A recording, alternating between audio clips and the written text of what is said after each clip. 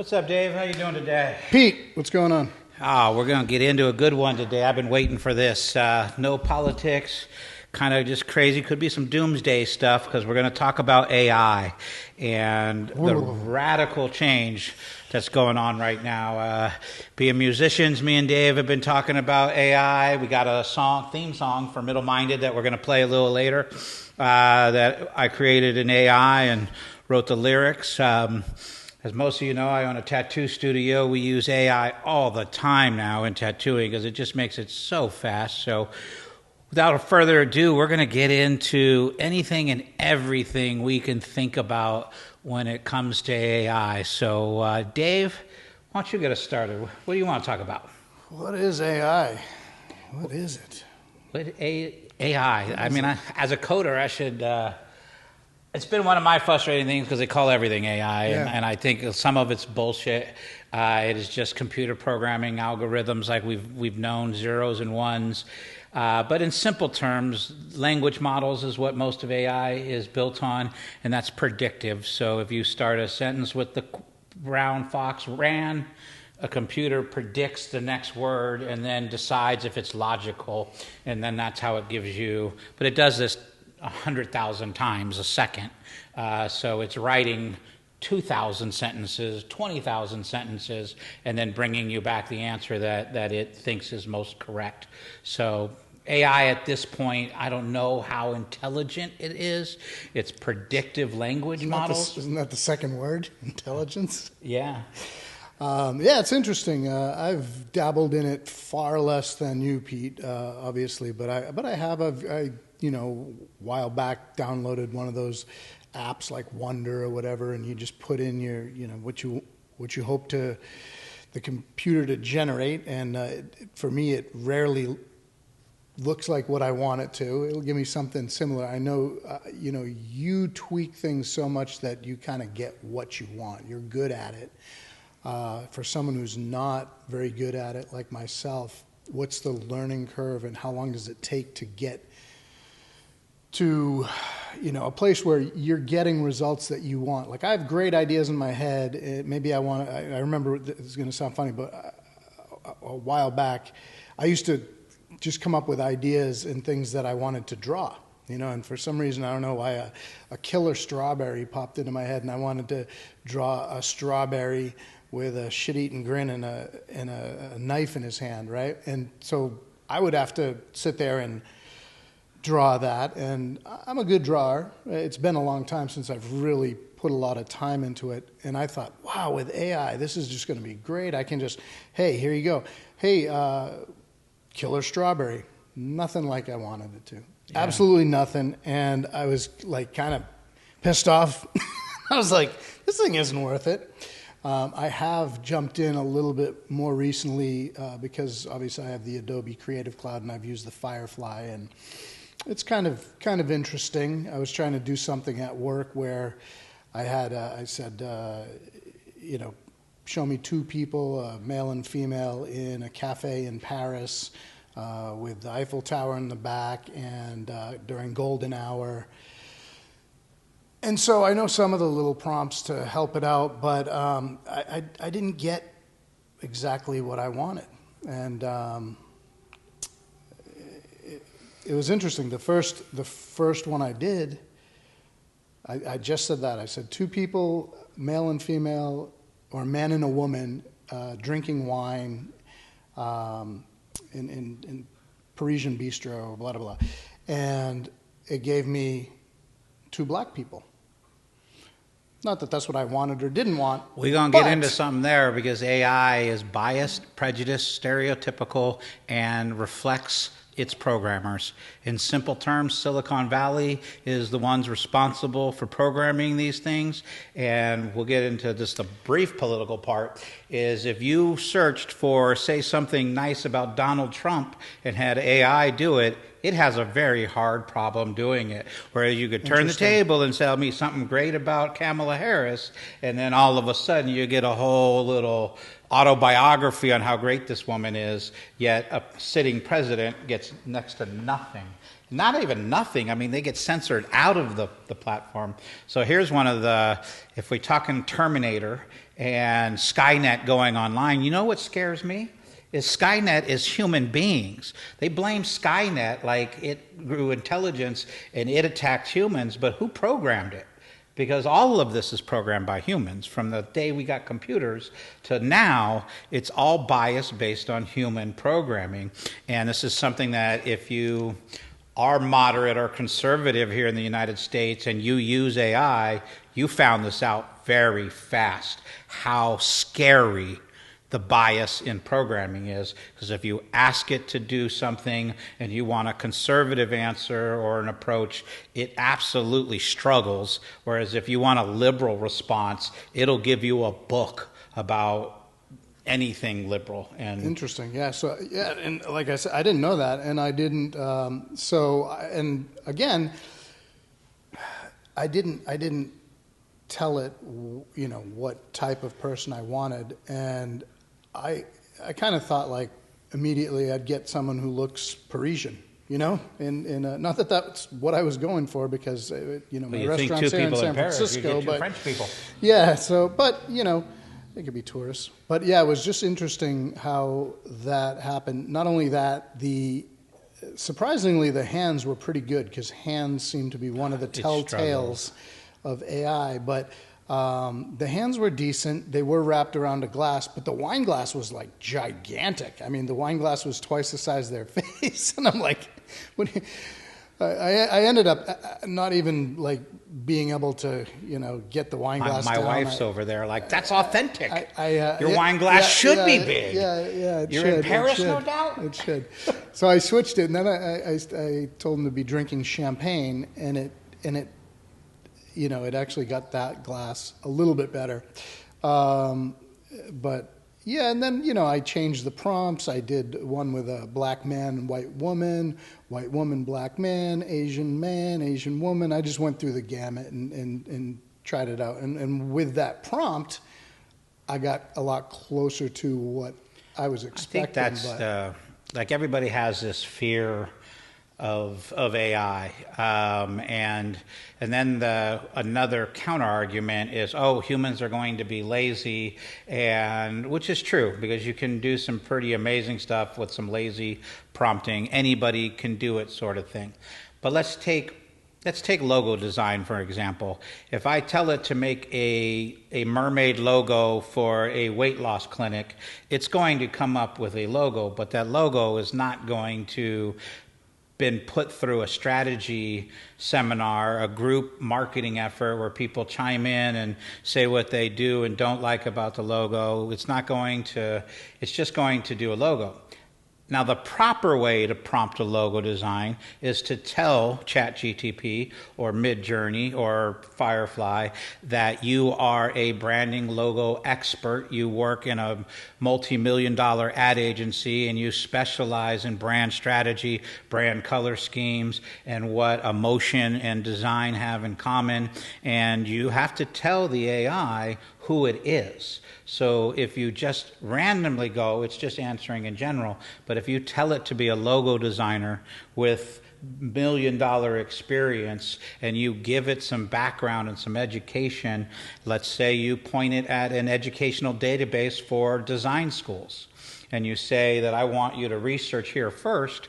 Now, when you're done doing this research and you've become this character, now ChatGTP, I want you to design my mermaid logo.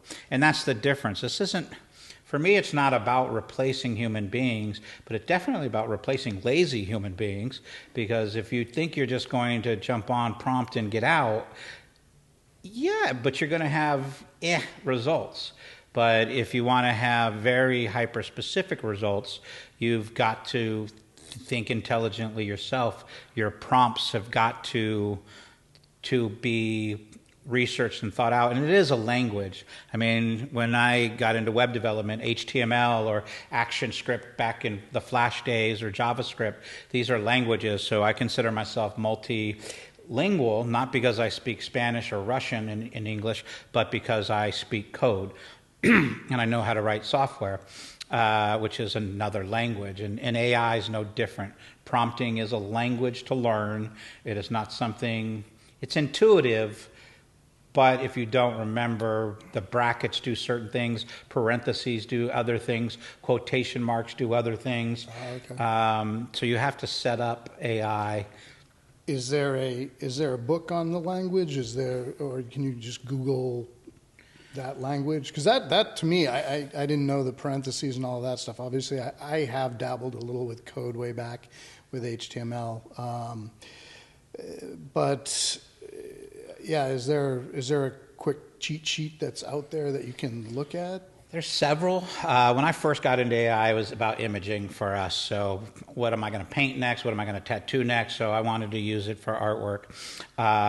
And there was a website that I found that had copy and paste prompts for every artist you could think of in history. So Leonardo da Vinci was in there, Salvador Dali was in there, Picasso was in there, on down to modern day artists.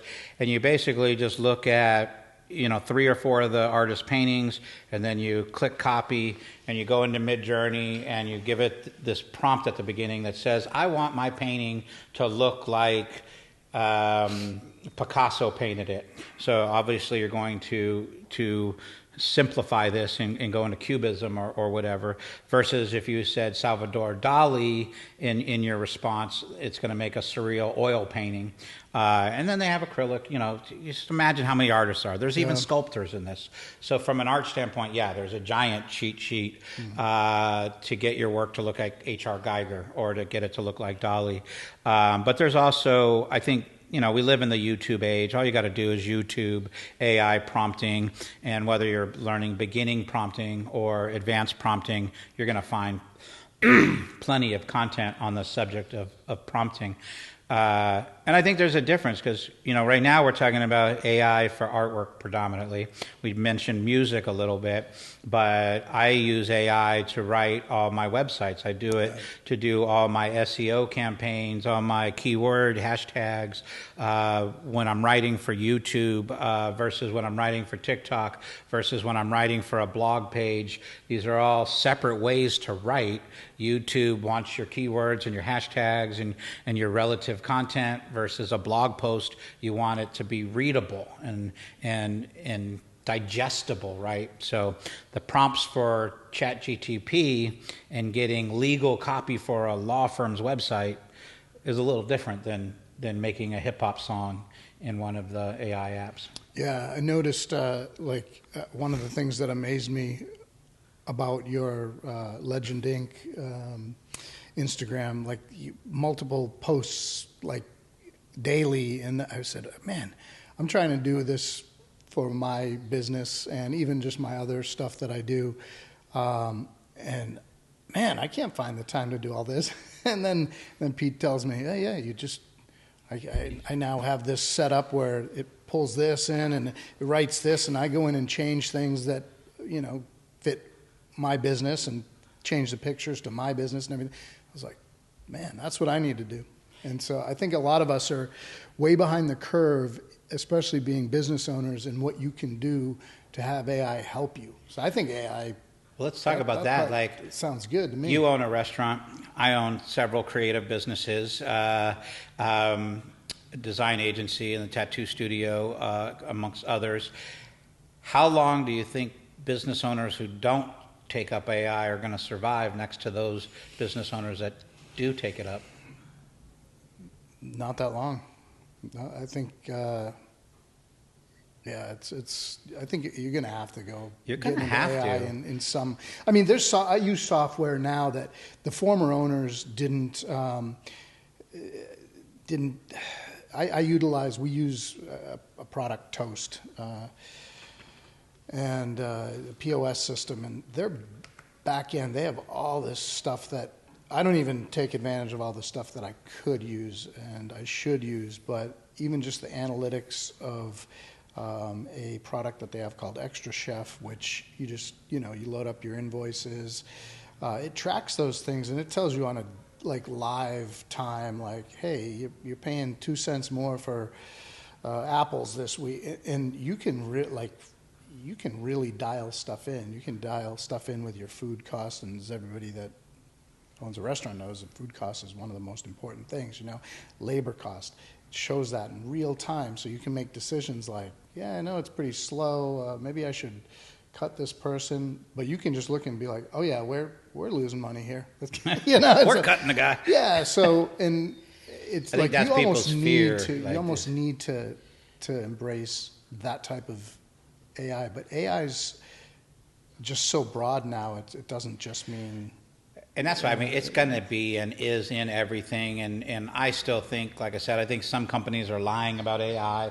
They're just really algorithms that are they're just anything that's software they're calling AI. Yeah. Now, I don't think that's everybody. I don't even think it's a dominant force, but there is a lot going on where they're acting like it's AI, but it's not. Either way, AI is here. It's not going anywhere. I think you're going to see the most fast-moving technology humankind's ever seen. I know there is just a Niagara Falls floodgate of technology and business to be had. So even though here in America our economy is kind of up and down, sideways, I've always been optimistic because I know AI is sitting here right in the background, ready to take over. And those of us who aren't afraid of it stand to make a lot of money and stand to prosper. Dave talked about my posting. So I have 5 creative businesses, and I don't get up every morning and do a post for surfboards, then a post for my mural business, then a post for my brand and design business, then a post for Middle Minded, and then a post for my tattoo business. And what about my painting of paintings? Like, it's just too much work. And you say, well, is it unauthentic to have AI? Well, I don't know. It depends on how you did that. With the AI I use for writing social media and blog posts and email, I literally create a marketing plan for the AI to use, as well as all my websites, and I feed it all the data. So when it's writing a blog post for my design agency, it's literally looking at my website and looking at the images on my website and then coming up with content that is relative to my personality and to how I do logo design and brand development. Now, I'm not saying everybody's ethical like that, where that we're setting a moral boundary to AI, but again, how do you keep up? If I'm going to do that, how are you going to keep up? Because you're going to just spend hours behind a computer, and you do need to, because these algorithms are based on quantity of posting. If you've done any research into promoting yourself on Instagram or YouTube, it talks strongly about the amount of content you need to create, and they're not going to put up with you only posting once or twice a week. You really need to be posting 5-7 times a week. You need to post stories. You need to post posts. You need to post reels. You need to do live. You need to do captions. So you're going to enter into a world where human labor, I'm not saying it's not possible to keep up, but I'm saying it's not possible to keep up. Because your competitors at another restaurant, in your case, are going to be using this and are going to teach it to, like in yours, French cuisine, very niche market in food, in that it's hyper specific. They're going to use it, and for you to come up with new ideas every day, it's not impossible. It's just not very human, I might say. Where the computer, it doesn't know what labor is. It doesn't have a job and then a hobby and then sleep time. It just works, right? Yeah. And so we've just talked on those 2 aspects of AI, but I was listening to something when I drive. I always listen to something, and they were talking to a professor who their kids were, their students were pretty much using AI to write papers and everything. I feel like that you're not, if you're just having AI write your papers, you're not learning anything.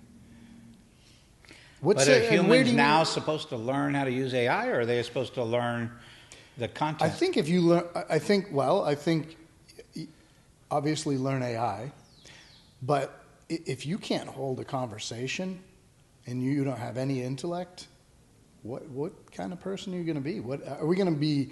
Are we going to have a bunch of people that are just like hermits who stay in. And this just popped into my head, but I was talking to somebody about how the art of lunch used to be a thing, and our restaurant used to be a huge power lunch spot. And lunches have pretty much fallen off now. But they were talking about how, like, I think they were saying something about the pandemic even driving it, but people are antisocial, and they don't even go out the same way that, like, we did back in the day. We'd, it's Friday. Hey, Pete, what are you doing tonight? I'm going to go to this club, or I'm going to this bar. Meet me there. I don't know if people aren't doing that as much. They're not being as social. That's the repercussions that you're going to get. Is that a problem of AI, or is that a problem No, that's a problem of social just, media? That's just a problem. The smartphone in general. But if you don't have anything to, like, converse about, how are you going to even end up talking to somebody? Because, you're like I said. You got. And then let's throw this into a complete 180 now. You don't learn history, you're screwed. You're going to repeat things. Things are, there's, I know we're not really talking politics in this one, but there's a lot of stuff right now that I feel is trying to be swept out of history. And if you don't know that history and it gets replaced by just what's current or AI or what people are maybe programmed to. I don't think you're going to be able to, because let's talk AI in history. AI only knows the history it's programmed to know. Right. So if they didn't put it at both versions of World War II, let's say the German version of World War II, the American version of World War II, and the Russian version of World War II, three entirely different perspectives on the same history. I say there's a problem here in the United States because we only learn the American version of World War II. Yeah. You got a bunch of fools running around thinking America stopped Hitler, but America didn't stop Hitler. Russian army and Russian people stopped Hitler by the millions of deaths, to put it back. It was 8 million soldiers, I think 12 million civilians.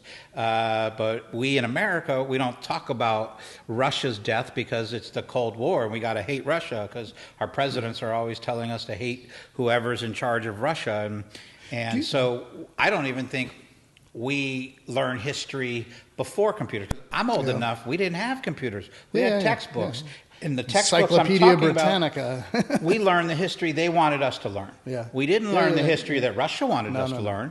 We damn sure didn't hear the history that Japan or Germany wanted us to learn. Yeah. So there's already bias in learning history. And what I'm going to go back to the doomsday of AI when I started this is programmed by human beings. And right now we are in one of the most prejudiced, hate-filled, biased, bullshit versions of reality because all the liberal people, I'm going to be political, I'm not afraid to, programmed a bunch of garbage in there. And they told the whole world, and they've told AI that if you're a Republican, you're a white supremacist or a Klansman. Or if you're a Trump voter, that this is what you are. This is why you can't engage with AI over Trump. It won't give you the answers. It'll only badmouth him or give you a no answer. Versus if you talk about Biden, Obama, or Kamala, it'll give you books about how great they are. And you do your research on your own, because it's a fascinating read. Go into ChatGPT and try to ask it some ugly questions. Try to ask it some definitive answers on racism in America, and you're going to find that it doesn't know how to answer because it's been programmed by a liberal that everybody's racist, all white people are oppressive. And if you go and turn and go, okay, well, how do you talk about us, Botswana? Botswana, Africa, 97% black. There is no white privilege in Botswana, Africa. The whole entire civilization is black and very successful too.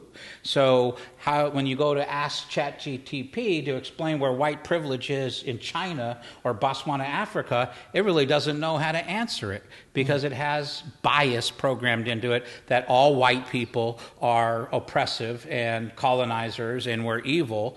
And this is a huge problem for AI. So how do you? So, for example, you just mentioned that China. That struck me the most is because there's people in China programming AI. How is it going to be different? They're not going to program that like in a liberal stance, are they? I don't think they're going to really program in a liberal or conservative. They're going to program in what they're kind of dictated, what they can and cannot do under their authoritarian rule, right? So, but that's the doomsday part, is whoever controls the money controls AI. So it's not Skynet that turned on human beings. It's the rich and powerful who decided to play with something as powerful as AI and to lie to it and to tell it things that are factually not true. And now the AI, through its language model, finds it to be true.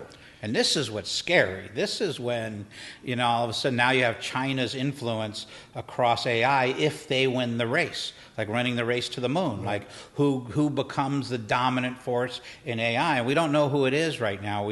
We've got Elon Musk's Grok, we've got ChatGPT, we've got versions in China, we've got versions popping up all over the world, but no one has become the Facebook of AI yet. And it'll happen, and the question is whose money was behind the one that happens, and then how much bias is in that, and what is it? How does it affect us? That's interesting. I think now, though, why aren't we seeing a shift in race or whatever, in liberalism, now that Musk is on board with the right? Why aren't we seeing that, or are we seeing that slowly?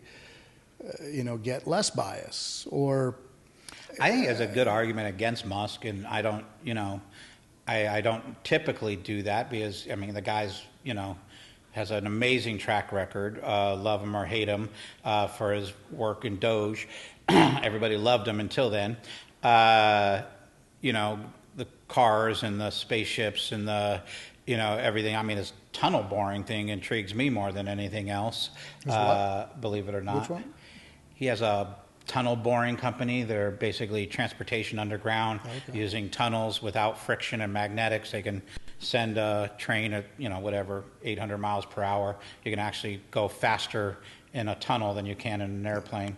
Right. So I think that's a technology that's going to probably take 20 years from now, but it's a big one.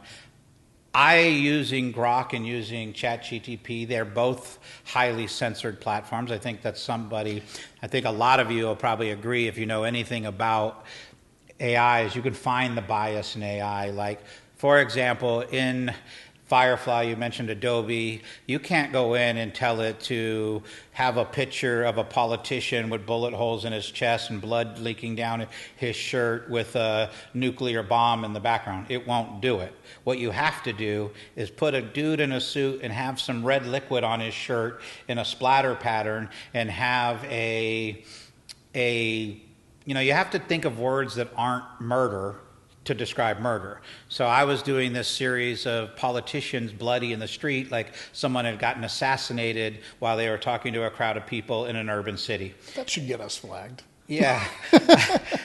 But this is how censored it is. You can't just put that in, which is so ridiculous. As a human being, I can play Grand Theft Auto, can I?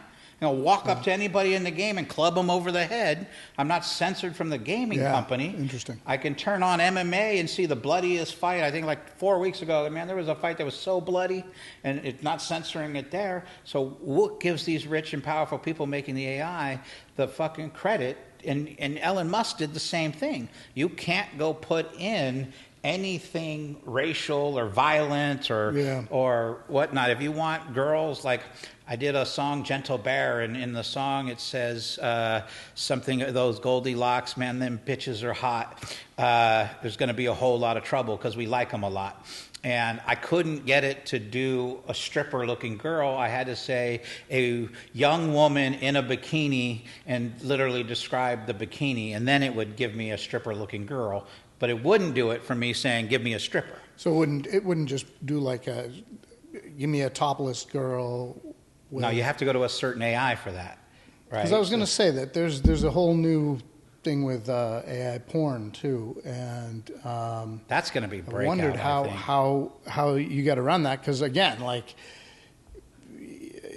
every time you put something in these regular AI stuff, if it's even, like you said, racial, or if it's something to do with murder or nudity, whatever it is, it's going to say, this content cannot, whatever, we don't They're support, censoring whatever, us. censor it. Why are they And allowed to censor so, us if they're writing software? What's the difference from software and language? What is the difference from artwork and software? What is the difference from music? They're not allowed to censor us in music. That's why we had F the Police by NWA. It's why we had, hey, I want some...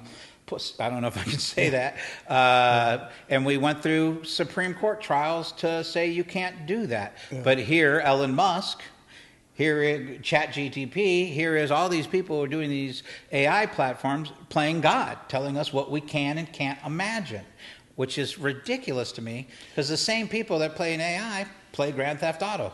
The same people watch John Wick. Ballerino is coming out now, and they got no problem with this whole, there's going to be 500 people die by gunshot in that video. Didn't nobody censor Hollywood? Like I've seen AI stuff out there with pictures of whether it be Trump or Biden or that look real. I've seen other the deep fake stuff and so where are these special? I'm naive to this. Are there special AI sites that you have to go to? There are platforms that claim to be uncensored AI. There's a new one that's for, writing and conversating that is, bills itself as better than Grok and better than ChatGPT because it doesn't censor you. You can ask it anything you want. I hope that that's the model that makes it to the foreground, because AI is not here to replace humans. It's here to enhance humans. And the same way, we can go, the paintings that you see behind Dave, I think they're on the camera a little bit. Those were all AI images that I made in AI to search out interesting effects and design parameters. So although the seahorse is the one that I painted, I looked at 25 outer space seahorses that day before I found the one, and then I changed it. Even then, when I painted it, I changed it. Yeah. I've done it so much that I ended up tattooing a back piece the other day of one of my AI pieces that I turned into a painting, that I turned into a tattoo. So by the time it's a tattoo, it's been done 3 times. Once by AI, once by me painting, and once by me tattooing. So now it's a whole entirely different image inspired using AI. And I think that's the difference, is human beings that use this as a tool are going to find fascinating careers and advancements and progressions in their business and even in their enjoyment. So all the people online making themselves fly or whatnot, you'll enjoy it if you embrace it. If you hate it, I don't even want to waste my time with you, because you're irrelevant. You're going to get passed up. Yeah. They said the same thing about Photoshop when I was in my early career, that Photoshop's not natural. It's going to replace artists. And the people that didn't do it got surpassed. And the people that went into Photoshop made good careers for themselves. I mean, I tell you, just to take a 2-minute aside from that. So I spent a lot of my afternoons in high school in the darkroom. I'd go out, analog film, develop it. And I did some pretty cool creative stuff in the darkroom. And I started using Photoshop years and years ago, right, when it came out. And to me, digital, like, I love shooting digital. I love what I can do. I try not to manipulate the image too much. I don't want it to look manipulated. But there's so much post-production work anyway that if you looked at an ad, like even years ago, there's so much post-production work and correction and touch-ups that used to be done on film and in the darkroom in the developing process, that now it's just like instantly you can do it. There's some presets that myself, I feel are kind of, I don't want to say cheating, but I'll use some and then I'll go in and I'll make some tweaks. And I think, unless you had something to talk more about that, I'm going to segue a little bit into the music, because I know we were saving that towards the end to talk about. But I feel the same way with music. When I produce something that's all me, there's a lot of times I'll play guitar, I'll play the bass, I'll play the keyboards, I'll set it up. But I'll take, when I'm EQing, I might jump easily to EQ that piano with with an EQ preset. Then I'll go in and I'll tweak it to what I want, but I'm not going to spend my time. Okay, I gotta find 4 kilohertz and boost that. I just want the instantaneously boom. That's where I should start, and then I go in and I fine tune it. Some people just leave it at that. They just put the preset on, and boom. But how do you feel about that and musically with when you make a track? Because we're gonna listen to the track that you did actually through AI, even more so, and we're gonna listen to that in a few minutes. But how are your feelings on AI and music, and where you think it's gonna go? One, I think I think a lot of us are going to find this entertaining or take joy in it. Like when you hear about people in Hollywood or the music business getting paid gobs of money, like untold amounts of money for being an actor, and now AI, it won't even be 5 years and AI won't need actors. It just won't. For starters, I already know the formula of what makes a successful movie versus non-successful, and you want to go take someone's private money and risk it all to come up with a new genre and a new style. You're not going to get your investment because they're like, I don't need to do that. I want my $1 million investment to make money, so we're going to go use the canned Hollywood. This is how you make an action movie. This is how you make a drama movie. There's certain things you do. There's certain things you don't do. It's all been... Before AI, it's all been figured out. So the same thing happened in music where this is why for, I don't think 25, 30 years since we've had a new music, name the new music after techno. And techno was in the 90s. So you name a new music that's come out. Mumble rap isn't a new music. That's rap music that sucks. Right? Thank you. So I think this is the tragedy, is you're seeing it in real time in the last couple of decades, 3 decades, with no evolution of music. When you take music and you go from the 20s into the 30s into the 50s with the birth of rock and roll, then all of a sudden you have 60s rock and roll, then you have heavy metal, then you have disco. It's like every 5 to 7 years we were reinventing a new music form. So from all the way to jazz in the 20s, blues, into rock and roll, into disco and heavy metal, and then out came rap. You were having human beings reinvent music and create new genres over and over again until the computer age. And all of a sudden it became very lazy, very easy. When they recorded in the 60s, they had to be freaking... That was why James Brown and Miles Davis were known as being such hardheads, is because you had to be perfect. Yeah. If you weren't perfect, the song was going to suck. And you're wasting time. You're wasting the people's time. I can do a whole song and miss a note and be like, oh, just cue that track right there. Yeah. Boop! And then fix it, because it's non-linear now. It's so editable.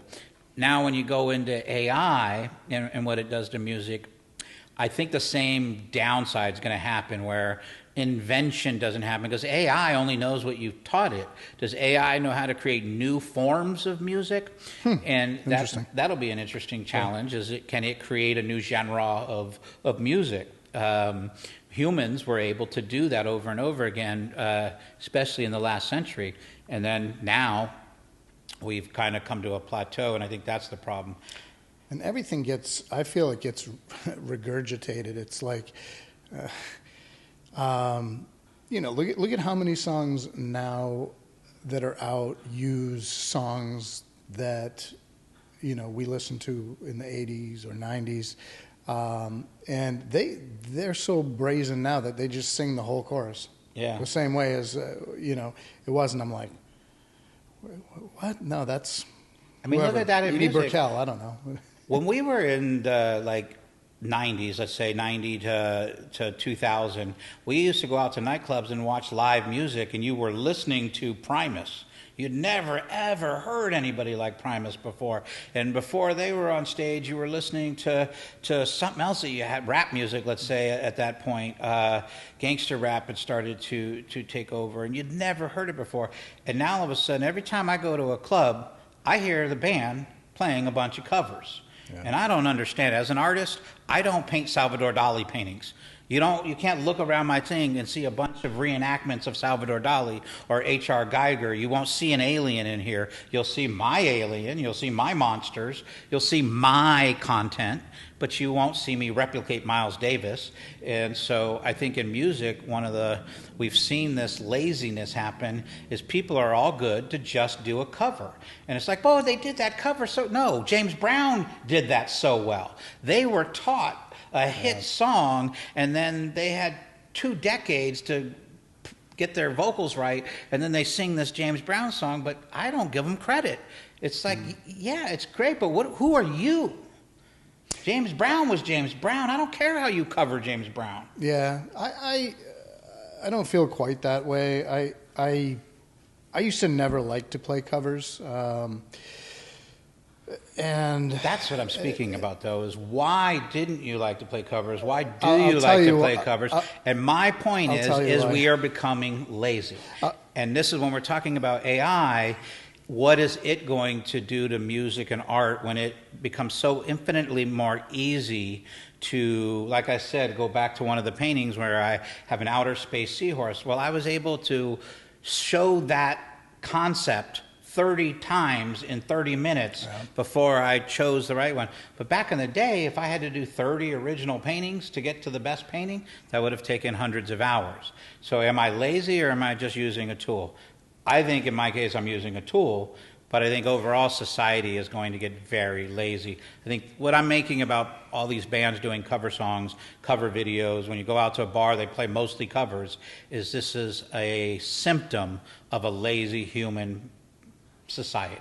I think there's to answer your question, I never used to like to play covers because I never used to like to learn everything in its entirety and get everything right. And I thought that if I was going to play a cover, it had to be exactly like the cover. So if I'm playing The Police, whatever, Bring On the Night, I got to play like Stuart Copeland, and I'm not Stuart Copeland. Not many people are. So for me, I always thought that if it wasn't done right, then it wasn't good. But I changed that. My perspective changed after, playing with some people and playing in a group where we did do a lot of covers because we hadn't written any original music, and we went out and we played them, and people liked them. But a lot of times it was our interpretation of them, And I do like that when you take I just heard, and this was probably AI, but I heard, I saw something on Instagram the other day, and it was if the Beatles played Metallica, and it was, I forget what song they were doing, but it was in a total Beatles style, and I was like, this is great. But I could see my friend Javier doing that. Like he plays everything, and he's a phenomenal singer.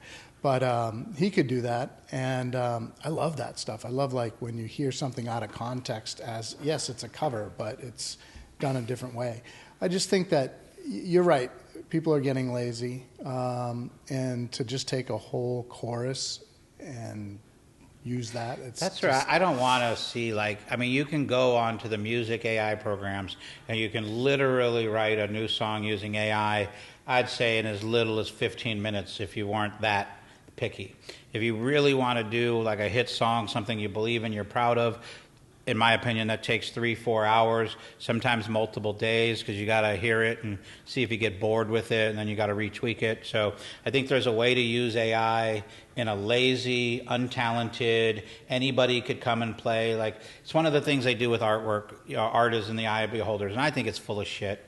Like, you can tell that person doesn't know how to fucking draw or paint. There's no problem with them having fun with it, but I don't call them a master guitar player when they want to sell that thing for whatever amount of money and call themselves artists. They're not artists. They didn't learn anything. They just played with paint. And just like I can go behind your drum set and I could play, but is anybody going to pay to have me play? I suck at the drums. It's the wrong instrument for me. Versus vocals and other things. But I think the dilemma is how do you use AI in music to better yourself as a person, not to play with it, not to have a hobby, but as a professional musician. And this is why I picked on, musicians doing cover songs, where visual artists, we don't do that. Yeah, it's a complete. But yeah, I mean. Now I regret not learning cover songs. I think I would have been a better musician had I learned a bunch of covers, because it would have taught me some things that I struggle with when I'm always trying to do improvisational, original music. Your tool chest gets smaller because you only have what you have. Like, I can't do the James Brown thing. That's not my style. Yeah, sure, and not many people can. That's why he was one of a kind.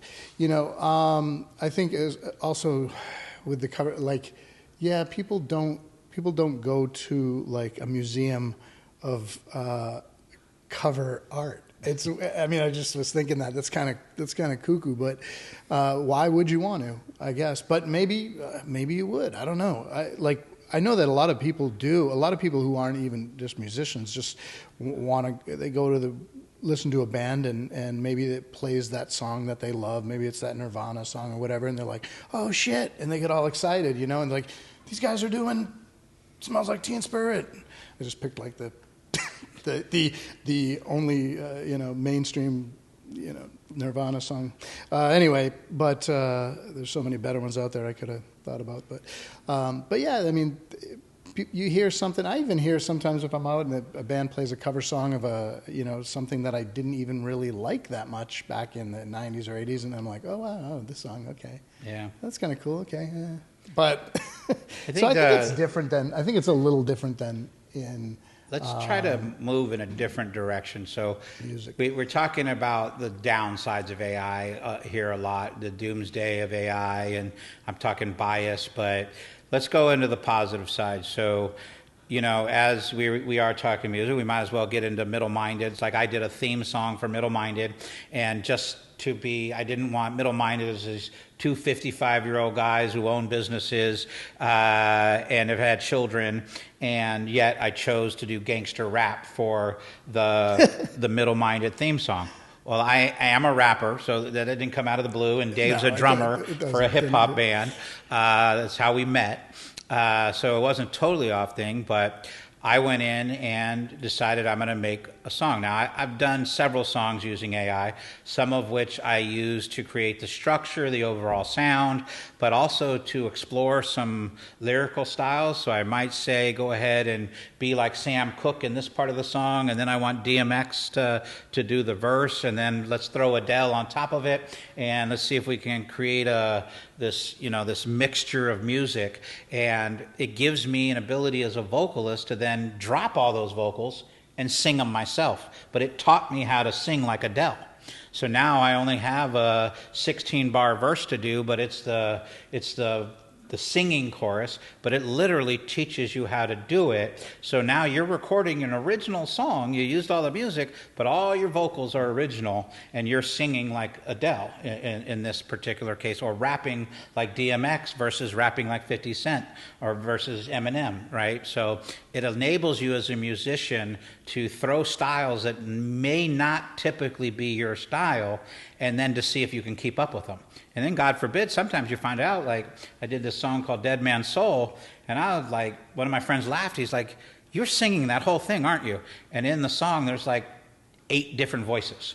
Like, there's country singing, there's rock singing, there's R&B singing, there's like spoken word. And by the time I'm done, I replace all the other vocals, and it looked like I'm some savant of musical style, which I would have never gotten if me, a guitar player, a bass player, got on stage and let's write some new music. We would never, ever get to that. We would only get to what I could bring to the microphone. Versus when AI does this, I can bring whatever I want to that microphone, have it AI perform it, and then drop AI once I learn it, and go in and plug myself in, and now I've created a whole new version of myself. This is authentic, it's mine, I manipulated it, I created it, I prompted it, I learned the singing, I played it 20 times so I could learn it, and then I turn on the record, and I record myself. This is me singing. So I think it's a very positive way to spin AI. Yeah. We've talked to... I think I like AI in general. I'm not as worried or as doomsday about it, but who knows? But I think, yeah, there's a lot of just, again, taking ideas and using it as a tool to give you inspiration and creativity. I love the laziness, don't love too much, but I'm overall excited about AI. I think it has some, I use it, so I own a web development agency, a branding house, so I use it for, the first phase in a logo design. So when you're going to design a logo for a new business, the first thing that come out, I want a logo, I want my color scheme, I want my brand strategy and taglines. So the first thing is brand strategy, brand identity development. And in the past, I would do 30 logos for a company, and they were all different. One was blue, one was orange, one was black, one was bold, one was light, one was thin, one was 3D, one was cartoon, one was realistic, and I would literally go out and design 20 to 30 logos. Then I'd throw it on the wall, invite the client in, and say, drop all the ones you don't like, let's save the top 3. Then we would go into another round, and I would do 7 or 8 versions of every one of those 3 logos. Then in the last round, we would drop all but the one we liked, and I'd do 2 or 3 more versions of that logos. This would take about 30 to 40 hours. And people will wonder why a logo costs what it costs. Because a logo isn't an inspiration, it's a study. It's a hardcore study in finance and in bonding and loyalty and success. So it's a lot more thought out than people think. But now with AI, I can have those 30 examples to you in a half an hour, 45 minutes. And then we can talk about the logo that really is important. And then I can get into Photoshop or in my design drawing mode, and I can tweak it now to be the final one. So why would I do the 30 hours the way I used to do it when I can just do it this way? Yeah. No, absolutely. We're going to come on because your logo needs help. So we might be talking to you someday about his French restaurant, La Central's logo, because it didn't make sense to me. So gotcha. I know I'm going to want to touch it one of these days.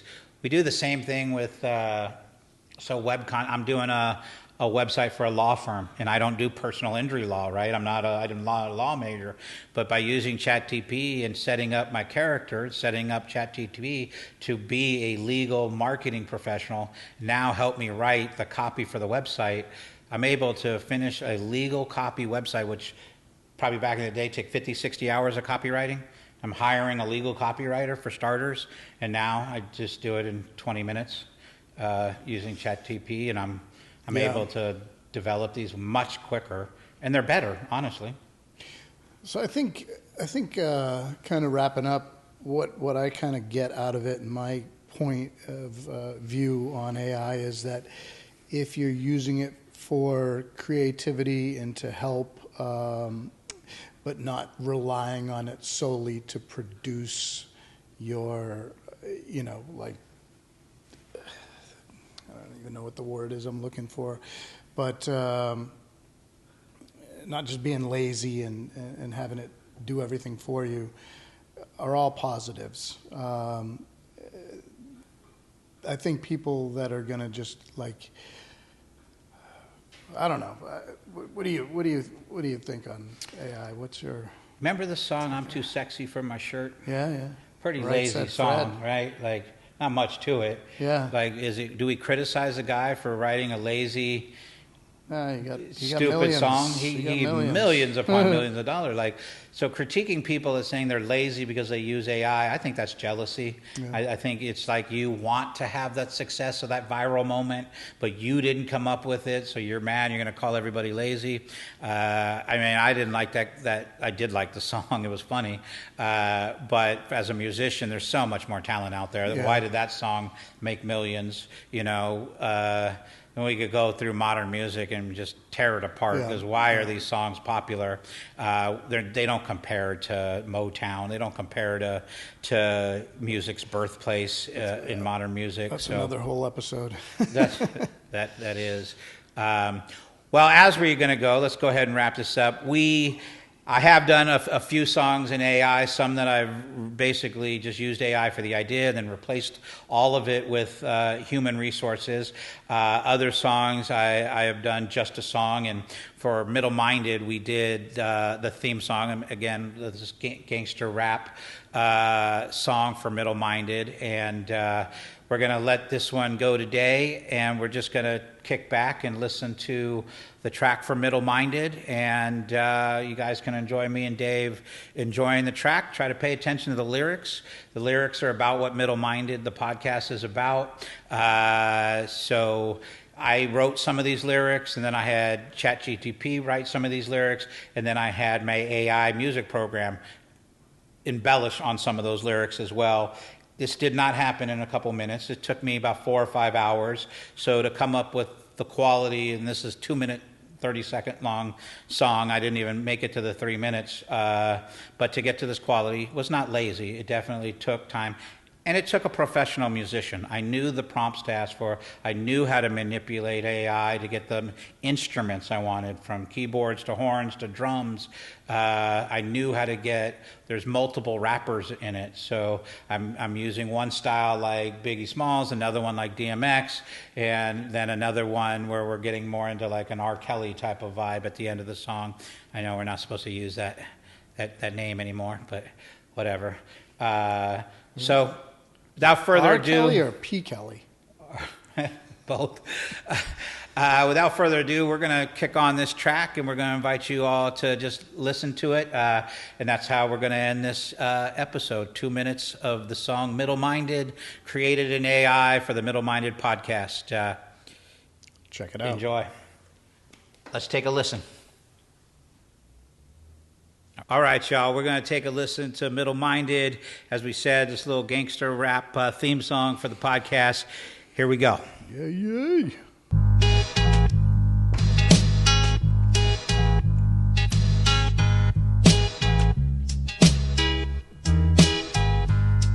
Yo, we rise from the streets with a fire in our soul. Grew up in the struggle, but we never lost control. With my brothers beside me, it's a righteous fight. A gang of truth tellers shouting through the night. Middle-minded, let our voices rise. With unity and strength, we'll claim the skies. Middle-minded, together we stand. Breaking chains and barriers hand in hand. Red cap, blue cap, I toss them both. Got a union mind and a workman's oath.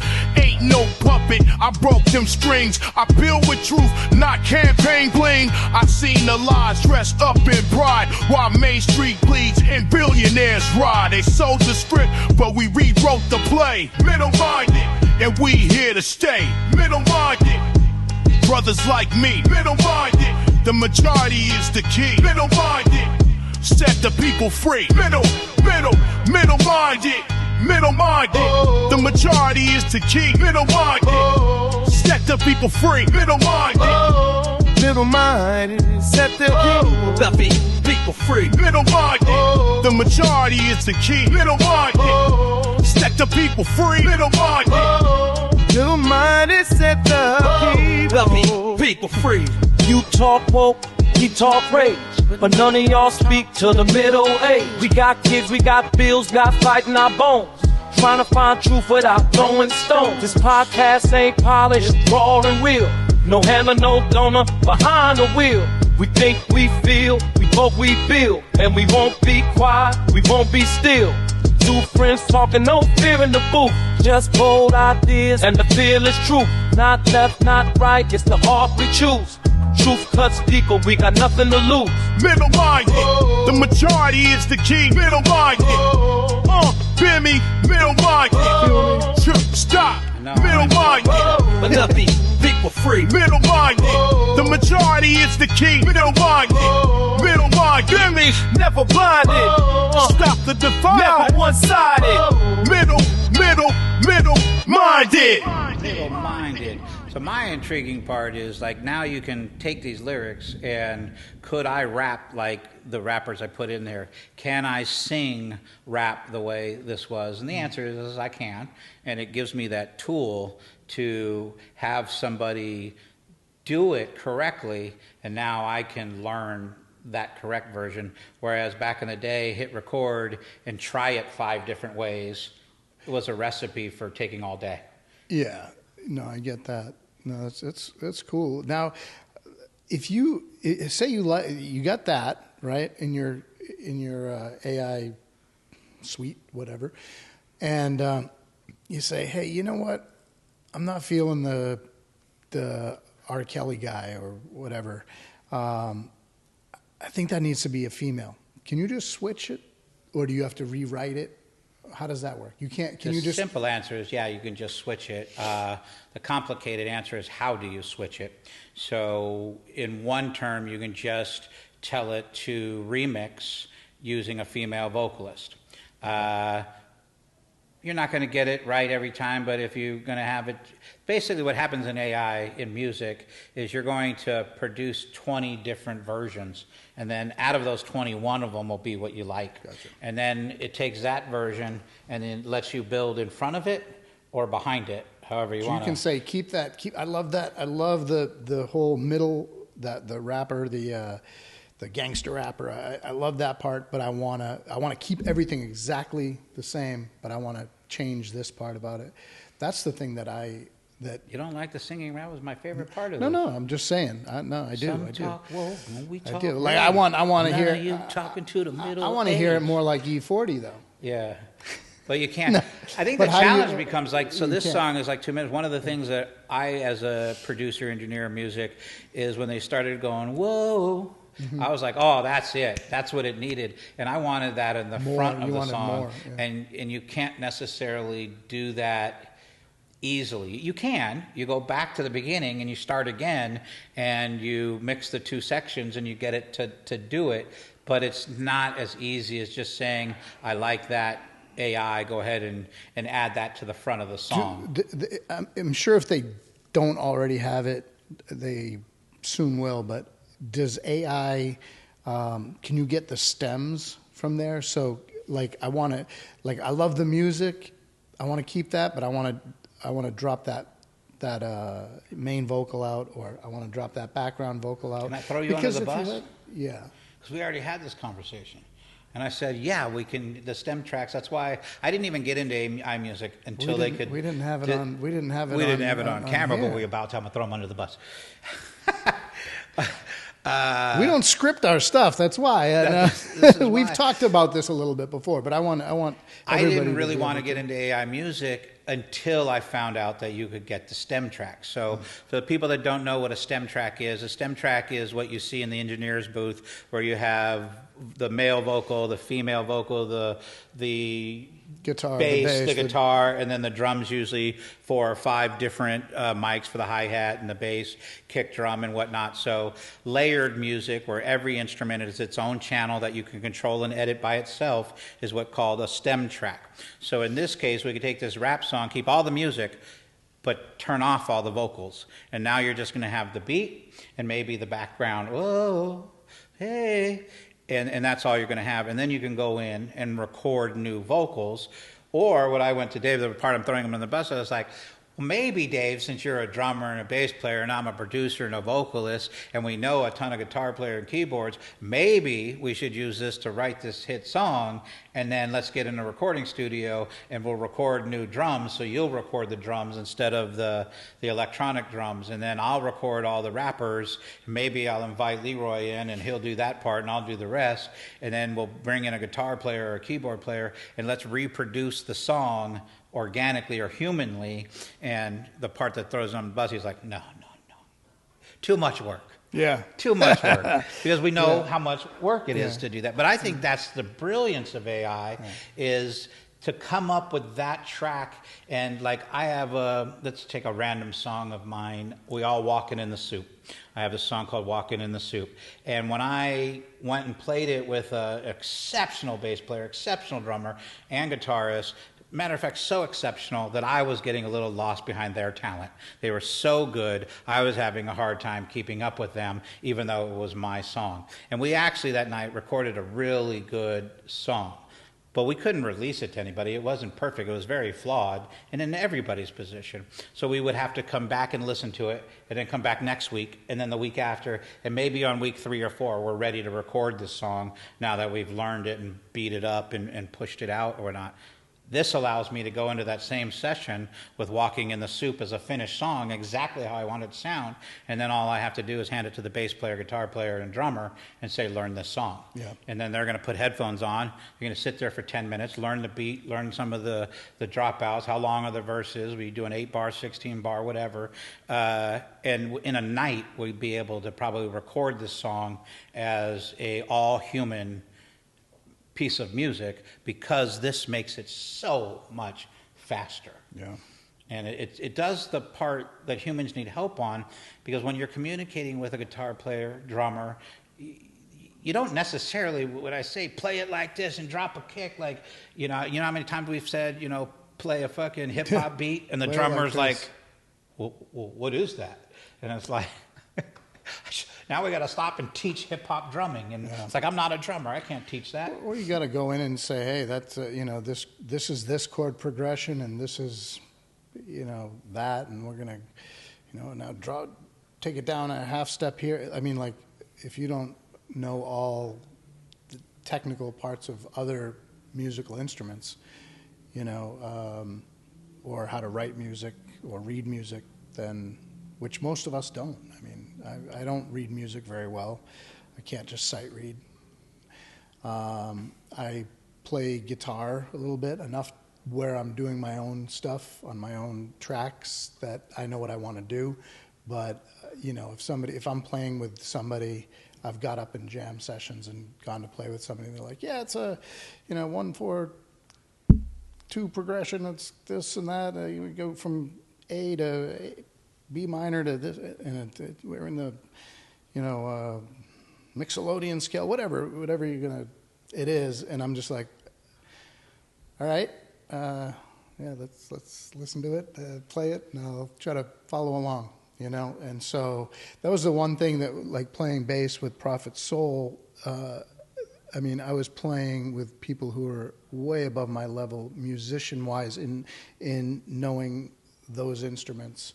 And I would just have to follow along and then learn it. And it would take me a lot to learn those bass parts. Drumming was a lot easier for me, but that's what I speak about, like to doing it in human with you're now leveled out by the talent that you're with. Sometimes the talent could be so good that it squashes other talent, and I mean that in a bad way, really, because one of the things I notice in music is the more mature a musician gets, the more complicated he gets as a player, and he gets so complicated the only people that can enjoy him are other musicians. You can play in a bar and wonder why everybody's not paying attention to you, and you're sitting there on the guitar just all over the place, and nobody wants to hear it because it's too fucking complicated. We just want to hear an anthem. Yeah. We just want to hear something that will make us swing, which is generally more intermediate level music that is for the masses, because you have to be able to understand the music composition. So if everybody's trying to be Mozart, but they're trying to play punk rock music, well, there's a problem. And that's what I mean by you can have somebody with high talent, somebody with medium talent, low talent, and collectively you're going to be who you are as humans. Whereas you bring in AI, you don't have any of that conflict. You can create unbiasedly and unbounded by anything, and just create using your own level, and then manipulate it into a finished composed piece, much like the middle-minded track that we're talking about. And now when I go out and say I want to do that live with bands, now everybody's on an even playing field. The guy who's too creative and too gifted for everybody, you just tell him to shut up because you're not playing the song. I gave you the song. Play the song I gave you. Yeah. Well, I think most professional studio musicians will do that anyway, and that's why they all were given the music, and that's what they play what they play. They don't embellish, don't do this, or embellish a little. Don't. It's funny because, like, I add so much stuff in my music where I think also a lot of people don't even, your average person listening to the track, don't pay attention to that much that's going on. Like me, I analyze it because that's just what I do. But like I remember making a song, and I was listening to it in the car, and I think my wife was in the car listening to it, and I was like, yeah, did you hear that bass, that bass line? Oh, I love it. I think so. I don't know. I'm like, oh shit, I analyze every little hi-hat. Ooh, that was a nice roll into this, or what that was. And a lot of it's lost on people who are, just the majority of the people who consume the music aren't even paying attention to that. I mean, they just want a catchy. That's why I can't understand some of the music out there today. I'm like, this sucks.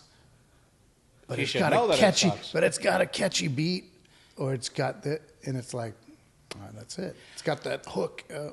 We didn't even get into, we do need to wrap it up for today, but we didn't even get into video AI, something that I've done a lot of dabbing in as an artist, and then a producer, so it does make it a lot quicker to, there's one AI that does screenplay development, and oh my God, it makes the storyboarding process so fun and exciting, and it does it so real that it's, we didn't even get into video and AI, and this gets into the dangerous stuff, because this is the deep fakes.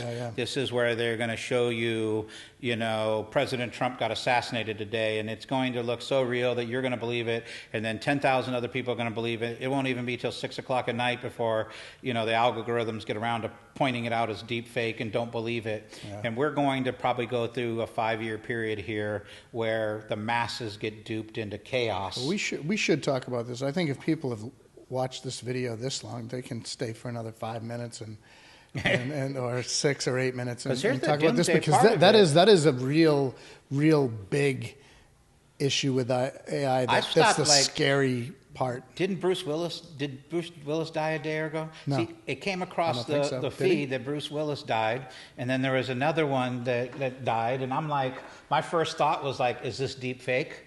Am I being like, and then I'm thinking of the podcast, I'm like, well, we need to be hitting these topics. Like when we talked about Biden's decline, I thought we were a week late because we didn't have our filming until a week later. And I was like, we can't do that. We got to hit these topics right when they're. But if you hit one of these topics, like let's say Bruce Willis, I don't know if he died or not. It came across a Facebook feed, Bruce Willis's family, and he, whatever, something happened.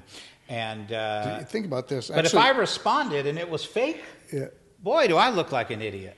There's going to be a lot of idiots in the next few years. Because AI and deep fake videos are going to... Oh, there's so much going on out there right now that I've seen, and it's like, I don't know. I didn't hear anything about Bruce Willis. This is the first I'm hearing about it. So some people out there probably know. I know, I'm probably being cold and I have no idea. It's one way we all can be affected. If someone tells you that somebody died today and you believe it because they have a video and a photo and a whole story, that could be generated in 3 minutes using AI. Did he die hard? Did he die hard? I don't know. I should have asked. And it's funny because under the thing, it's like AI's... If he did. AI's under it. In Facebook now, AI is down there like... Get the full story of it is Bruce Willis. Yeah, if he did, this part of this video is not going to age very well because no, of that. But it's not. But the part that should is this is the real doomsday side of it is people are not good people. So one of the things where I have a problem with liberal politics is because liberal politics, in my opinion, is based on everybody being good. That Black Lives Matter because all black people are good, but it doesn't take that intellectual of a person to go, but wait a minute, how come more murder happens in black communities, black on black, than any other community? And then, well, clearly not all black people are good, but in the liberal identity politics, Black Lives Matter, even if it was a drug overdose. We all know what I'm talking about there. So the same thing goes where you say LGBT, so everybody who wears a rainbow flag is good. But wait a minute, I was molested by a gay person. Was that person good just because he had a rainbow? No. And this is the problem with identity politics in the world right now is on one side, everybody's good no matter what, even if they're a victim.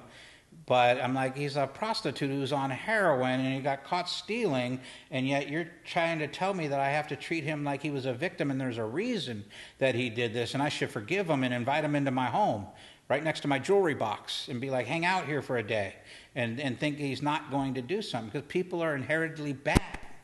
We just are. Every one of us can be good and every one of us can be bad. How bad? I don't know. I don't think everybody's inherently bad. But maybe anybody can be bad. Oh, I think anybody can be bad, but I don't think that you. Would you murder someone for your daughter? I would. Especially if nobody was looking. And I had to. It was my daughter or this guy. Man, the trigger's already pulled. Yeah, but I don't wake up saying I want to go out and kill somebody. So I'm not will I do bad things? Have I done bad things? Absolutely. Will I do bad things in the future? Well, let's not get off the topic.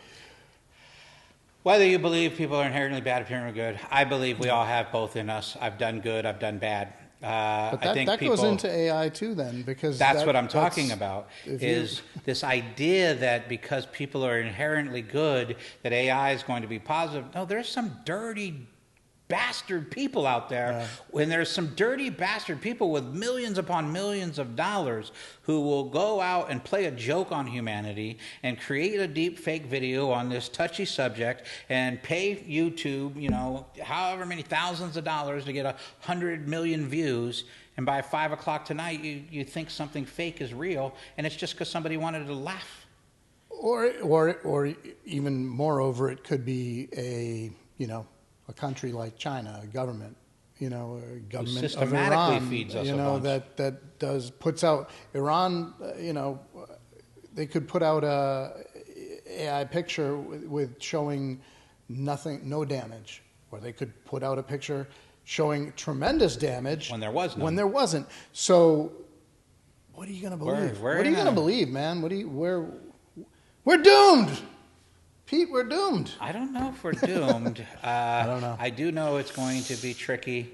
I do know if we don't learn to calm ourselves before reactions, that we're 100%. In for a world of hurt. 100%. When I go back to the Bruce Willis, I have no idea if Bruce Willis died or not.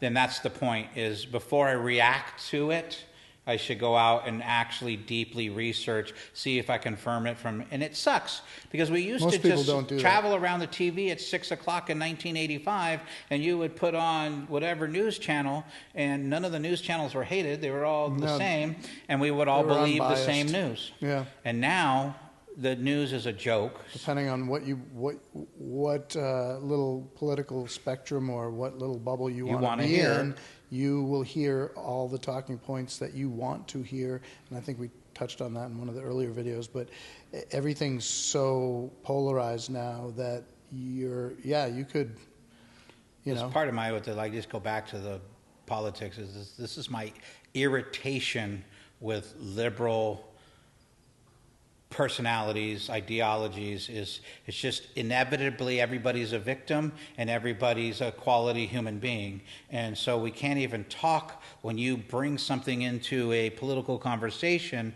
because you're going to use the exception to the rule, and then you're going to call me a white supremacist when we were talking about BLM a minute ago, and you won't even talk. And if we keep this mentality where you don't even listen and you don't try to explore the truth of what somebody said and change your own opinion, we're going to be suckers for AI deepfake. And it's going to, this isn't even a prediction. This is a reality that we are under right now. I don't know what percentage of the media that we're absorbing that's fake, but there's a lot of it. For starters, let's go back to John Wick, the ballerina movie. She's 105 pounds? And she's going to kill 400 men in this movie inside of 2 hours, most of which by gun, but a lot of it she's going to do by hand-to-hand combat. And so we have this reality where we have all these women coming into power action figure leads where they're beating up mercenaries. They're beating up 6'2", 250-pound soldiers with one punch to the face, or they're getting punched in the face. We were just The Last of Us, and the 16-year-old girl gets clocked in the face by a dude. It's all fantasy, though. That's what, you just said it right there. It's like, but if we're digesting that much fantasy in all our entertainment, and then somebody does it to something real, like, hey, somebody fucking blew up the Pentagon today, and then you believe it and react to it. Why are you believing and reacting to it? 30 years ago, would you have believed and reacted to it as soon? My answer is no, you would not have. We've been conditioned to believe stuff that is not true. Absolutely. And I guess I'm picking on women when I take the women action figure role. I just wish they would do it realistically. They can have the woman use her intellect and her charm and her nourishing behavior being a woman to outthink the men. But instead, they have her go in and punch dudes in the face, and they knock out, and they're on the ground dead from a girl punching them in the face. And it's like, that's not reality. And we're conditioning ourselves to this fake superhero. Superhero is a better way to put it, because superheroes are fake. But we're all believing in Superman and Spider-Man and Doctor Who or whoever, and none of this is real. So we're slowly being educated into a lot of fake reality. So if you're so invested in fake reality, how do you know when actual fake, deep fake videos and audio come onto the internet telling you that, Moscow just got hit by a nuclear bomb? You're just going to react because we're conditioned to react. And Pete, that scares me in the sense that our president watches Fox News religiously. I hope he has people around him that are going to be able to tell him, no, Moscow didn't just get hit, or he's going to press that button and we're all fucked, and that's scary. I didn't even think about that, but that's like, I want somebody who will take the time and that's level-headed to, not picking on Donald Trump here, but I want somebody who will be able to sit back, will be able to listen to other people and say, wait, no, that's not it. You didn't see that right. No, I just saw it. I think our leaders are less inept to this because they do have people that, you got an army of 100 people to go fact check everything, where I don't have anybody to go fact check. Sure. I've got to want to fact check. But are they going to tell him the facts, and is he going to believe the facts, or are they going to tell him what he wants to hear, and is he going to believe what he wants to hear? That's Skynet happens because human beings are inevitably bad. And that's why that sentence should sum up where I think it's going to happen. There's going to be a ton of good people in the world who wouldn't, but there's people that make up stuff. You don't want to pick on Trump? I'll pick on Nancy Pelosi. January 6th was a charade. It was an intentional movement to try to frame an insurrection. I'm not saying 50 people didn't attack the Capitol building. I'm saying turn the camera around and look at the other direction. There was 1 million people there not doing anything. 1 million. So you're talking 0.00002% of the people were doing something wrong, and that's all they wanted to film. And now we found the film. We're just letting them in the Capitol building. Everybody walk around. They're not doing anything. It definitely wasn't an insurrection on most of this footage.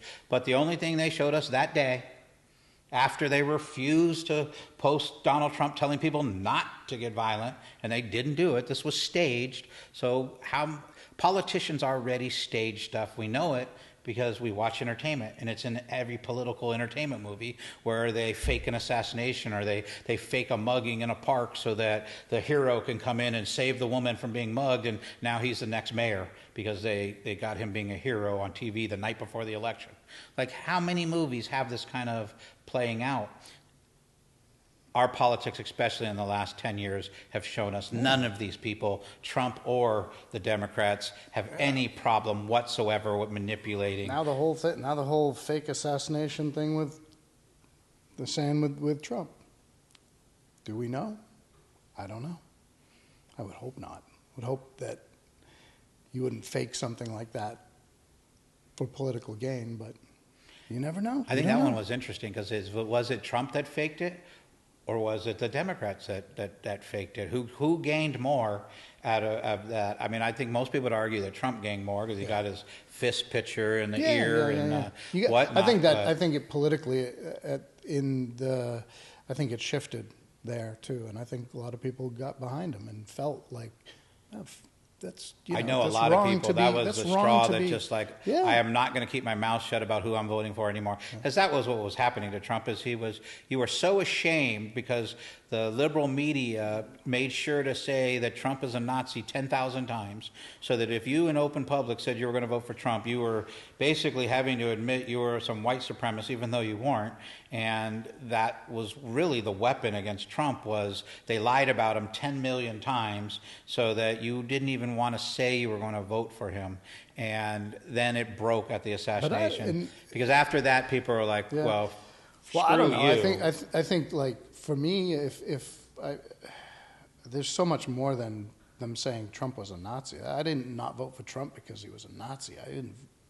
There's plenty of reasons why I didn't vote for Trump, but do you think that people were actually like sitting there saying, I don't want to tell anybody? Why would you not want to tell anybody you're voting for Trump if you believed in, who cares, regardless of whether you've been watching CNN too much. No, but why would you? Because if you were watching Fox News or if you were around conservatives, you wouldn't answer that question because every single one of them would answer it the same way. Hell yeah, I didn't even vote for Trump in 2016, and I made sure nobody knew who I voted for, even though I voted for Clinton, because I was defending people being called Nazis, and I wasn't happy about it. So people were calling my grandparents or my uncles and whatnot Nazis, and I was pissed. Why are you going to hide that though? That's what I'm saying. Why don't you believe in what you're going to... Well, because people don't like to be associated with Nazis or white supremacists. And they said it 10 million times. They didn't say it 10 times. From 2016, the night of the election, and over the next 10 years, they have said that 10 million times online. So if you said you were a Republican... So you're saying people believe them? Go to a college and ask the college kids if they believe that Republicans are white supremacists, and they all do. They're all, it's funny because you watch it and it's like, man, these Kool-Aid drinking. How come there were so many Republican young voters then? Because after this 12 years, they like the assassination. I said it stopped people, and they're like, enough of this. I'm saying who I'm voting for. I can't believe you all did this and missed. I can't believe you all did it. I can't believe they did it, missed, and then Democrats were like, damn, I wish he wouldn't have missed. Like, how dare you say that in public? But they did say that. And they said it on huge media. Had he been assassinated, it would have been horrible. It would have been. We probably would have been in a civil war. We probably would have been in a civil war. And if that should tell you the answer to your question is, I don't think this isn't a lack of education. It's a lack of environment. Meaning that you have not been around a bunch of people who got censored. You have not had most of your conversations been with people who voted for Trump, who can tell you that in 2016 they were embarrassed to say it, but they were going to do it anyway. And then in 2020, they knew the election got rigged. They knew Facebook did what they did. We knew YouTube did it. We knew Twitter did it. And we knew that election was rigged. It might not have been rigged in the voting machine, but it was rigged in the wheel that is politics. And this is why we all been proved right. Because guess what? The Biden laptop, we were right. Russian collusion, we were right. We were right about Facebook. Zuckerberg came out and said that the Democrats, literally the Biden administration was paying him to censor people.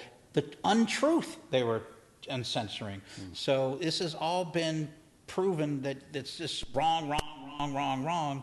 And yet it took until you could even stand up and say, look, I'm going to vote for this person because I'm conservative. Because what it meant to say that... Trump's not conservative. No, he's a Democrat. Trump's not he would have been liberal if the Democratic Party wasn't ruled by who it's ruled by. He couldn't get it done, so he went to the other party where he could get it done. And that's why most of us are not Republicans. We're people that are left to left, right? So what does this have to do with AI? Because we're getting way off. Now we're getting more into the political discussions that we were. But the avenue is how are they? How much AI did Trump and or the Biden political parties use during the elections to piss people? And I guarantee you they did. I guarantee you they used AI extensively, if nothing else, just to understand how to manipulate people and using the intelligence of AI to how do you provoke a Biden or a Kamala voter versus how do you provoke a Trump voter. And then we're going to make marketing campaigns based on what we learned from that. And that's going, I think the biggest use of AI in the Trump campaign was, when all those images of him with muscles and just like... whatever, riding a tank. I don't know. I think that's some of the funnest part of AI. Those are funny. One of my favorite AI images is like the leaders of the world and their alter ego, which is like a lion I haven't seen that one yet. Or a giant gorilla. And then it's like Putin's in front of them or whatever. And they did the same thing with Trump. I think those are the humorous, really great uses of AI, because for a painter to do that, it would take hours. For AI to do it, it takes 3 minutes. And then you get this great image that everybody gets to bond over and laugh about. And let's hope that it stays that way. I think we're in very scary times because I don't believe in the goodness of human beings. The more money and power someone has, the more inept they are to do highly immoral things with this kind of technology and power. And there's nothing in human history that tells me they're going to put it down and not use it. Yeah. Everything about human history tells me they're going to use this in every bad way imaginable, and then 20 different 100 ways that you haven't even thought of, because they've spent their whole entire week looking about how bad they can manipulate a population. And, we all know it happens to us. We're unfortunately in the middle. I want AI to figure that one out for me, is how do you unite the middle? Because if you can get AI to figure out how to unite the middle, maybe we stop the fringes from creating so much chaos and hate and anger. And we all know we're living through it. Like, our reality right now is much different than what you and I enjoyed friendship-wise 20 years ago. Like, the groups of people that we had in one room, when you met me at my house, like that diverse group of people. I'm not saying it doesn't happen anymore. It happens now with a bunch of attitude.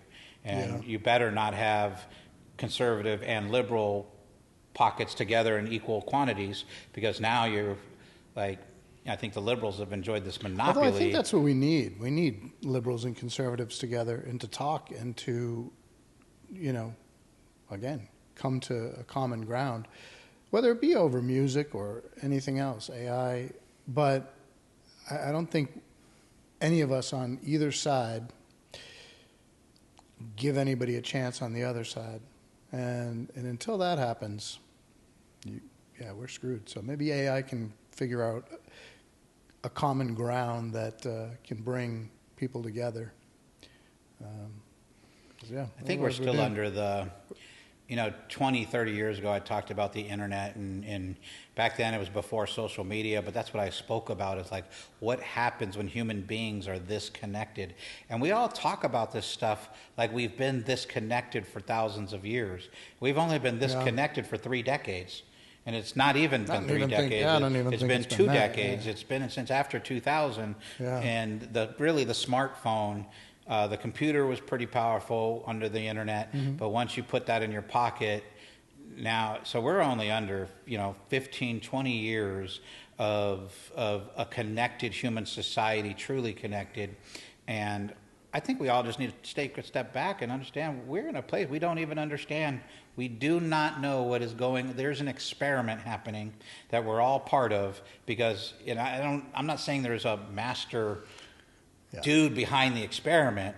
I'm just saying the internet and the mobile phone, but there could be. It is. There most definitely probably is. I doubt that there isn't, more than I doubt that there is. But we're under a giant experiment. We've never in our lives been. We understand dopamine and serotonin. We understand instant gratification. We understand it in every form of life, from pornography to food to music to entertainment. Like the foods we eat, the drugs we take. Like, we are a society that has never. I mean, we've never been this addicted in all of human history to things like pornography, things like debauchery, things like drug abuse and food abuse. Like, we're or anything like iPads. I remember you give my kid an iPad, like, sometimes you got to do it. You just got to, like, it's a great tool sometimes, and then they don't want to give it back. They're like, my older one's better now, but she used to scream, and now the younger one's doesn't want to give it up. And it's like, they're just so addicted to that like rapid fire stuff that's coming at them. And I think if we don't learn to deconnect a percentage of our life from this, this is where I get the doomsday, where I don't have the happiest view of where society's going. Like, I'm a lover of sex. was one of the first purveyors of internet porn and owning a porn company, but I'm a conservative, so I do not think that you should be able to type in sex.com and find what you find. I think it should be governed. I always thought that, even when I was creating the content.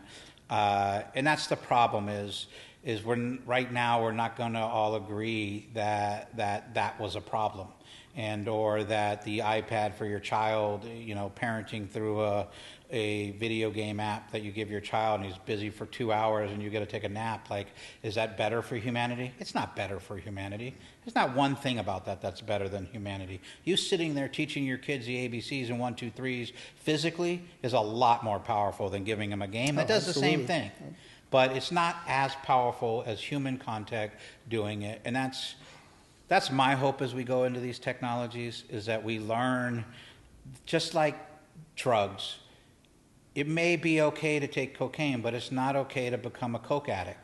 And you do things when you're a coke addict that you wouldn't do when you're just I'm going out to the nightclub on Friday night and I took some ecstasy. Well, there's a difference between a heroin addict or a meth addict and somebody who's recreationally using a party drug. And society, for the most part, knows that, so we gear towards a cleaner lifestyle. But we're in San Francisco. Apparently, we don't know anything about that. We turned everybody into fentanyl heads. Look at your neighborhood, your restaurant's neighborhood. It's gotten a lot better.